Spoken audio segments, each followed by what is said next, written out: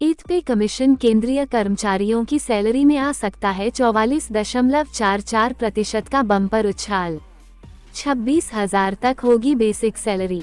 Fitment factor वह गुणांक है जिसके जरिए सैलरी और पेंशन में संशोधन किया जाता है। 7वें वेतन आयोग 7th पे कमीशन ने 2.57 का फिटमेंट फैक्टर सुझाया था, जिससे न्यूनतम वेतन 7,000 रुपए से बढ़कर 17,990 रुपए हो गया था। 8th पे कमीशन लेटेस्ट न्यूज। केंद्रीय कर्मचारियों सेंट्रल गवर्नमेंट एम्प्लॉइज के लिए इससे बड़ी खुशखबरी और क्या होगी।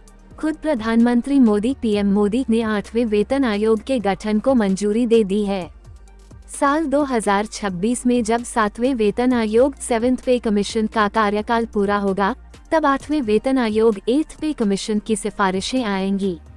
लेकिन इस खबर के बाद सबसे ज्यादा चर्चा है कि कर्मचारियों की सैलरी में कितना बड़ा फर्क आएगा। इसमें सबसे बड़ा रोल रहेगा फिटमेंट फैक्टर का। फिटमेंट फैक्टर पर जोरदार बहस हो रही है, जो सैलरी और पेंशन में संशोधन का मुख्य आधार होता है। महंगाई को देखते हुए फिटमेंट में बदलाव बेहद जरूरी है। सैलरी रिवीजन का पता 8वें वेतन आयोग 8th पे कमीशन के वक्त ही चलेगा, लेकिन 8वें वेतन आयोग में होने वाला इजाफा 6ठे वेतन आयोग 6th पे कमीशन से भी बड़ा हो सकता है।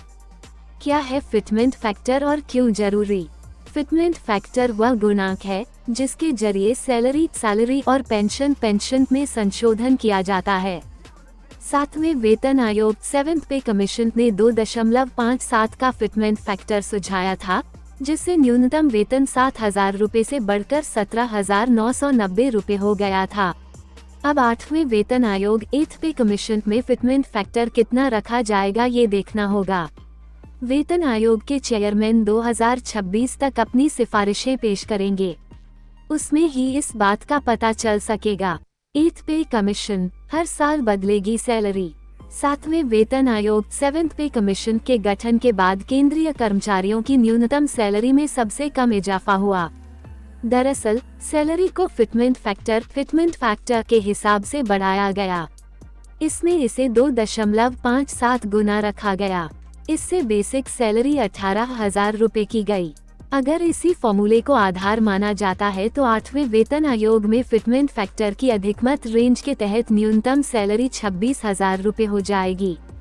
कब कितनी बड़ी कर्मचारियों की सैलरी? 4th पे कमीशन में केंद्रीय कर्मचारियों की वेतन वृद्धि 27.6% की गई। इसमें उनका न्यूनतम वेतनमान 750 रुपए तय था। 5th पे कमीशन में कर्मचारियों को बड़ा तोहफा मिला और उनकी सैलरी में 31% का बड़ा इजाफा किया गया। इससे उनका न्यूनतम वेतन सीधे बढ़कर 2,550 रुपए प्रति माह हो गया। 6th पे कमीशन में फिटमेंट फैक्टर को लागू किया गया। उस वक्त 1.86 गुना रखा गया था।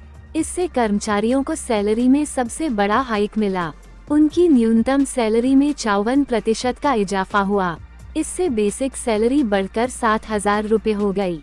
साल 2014 में 7th पे कमीशन का गठन हुआ। फिटमेंट फैक्टर को आधार मानते हुए 2.57 गुना की वृद्धि की गई, लेकिन वेतन वृद्धि जो हुई वो 14.29% ही हुई। 8th पे कमीशन में कितनी वृद्धि का अनुमान? अब 8वें वेतन आयोग के गठन के बाद अगर सरकार पुराने पैमाने पर ही सैलरी रिवीजन रखा जाता है तो इसमें भी फिटमेंट फैक्टर को ही आधार माना जाएगा। इस आधार पर कर्मचारियों का फिटमेंट 3.68 गुना किया जा सकता है। इस आधार पर कर्मचारियों के न्यूनतम वेतन में 44.44% की वृद्धि हो सकती है। इससे कर्मचारियों का न्यूनतम वेतन 26,000 रुपए हो सकता है। कब बनेगा 8th पे कमीशन? सरकार की तरफ से अभी तक 8वें वेतन आयोग 8th पे कमीशन को सिर्फ इतनी जानकारी दी गई है कि प्रधानमंत्री नरेंद्र मोदी ने इसे मंजूरी दी है। हालांकि अभी अप्रूवल की और कई लेयर बाकी हैं। अभी इसे कैबिनेट में भी प्रस्ताव के लिए लाया जाएगा। इसके बाद फाइल तैयार होगी और वेतन आयोग का औपचारिक गठन होगा। इसके पैनल में कौन कौन होंगे ये भी तभी तय होगा। आयोग का जो भी चेयरमैन होगा उसकी सिफारिशें लागू की जाएंगी। उम्मीद की जा रही है कि इसका गठन 2026 में होगा। केंद्रीय कर्मचारी और पेंशन भोगी बेसब्री से इसका इंतजार कर रहे हैं। सभी की नजरें इस बात पर हैं कि सरकार एक न्यायसंगत संशोधन पर ध्यान देगी। 8th पे कमीशन की प्रक्रिया शुरू। अप्रैल 2025 से काम शुरू कर सकता है आयोग। वीडियो अच्छा लगा है तो वीडियो लाइक करना और चैनल को सब्सक्राइब करना और अपने दोस्तों के साथ इस वीडियो को ज़्यादा से ज़्यादा शेयर करना। Thanks for watching. फिर मिलेंगे नेक्स्ट वीडियो में।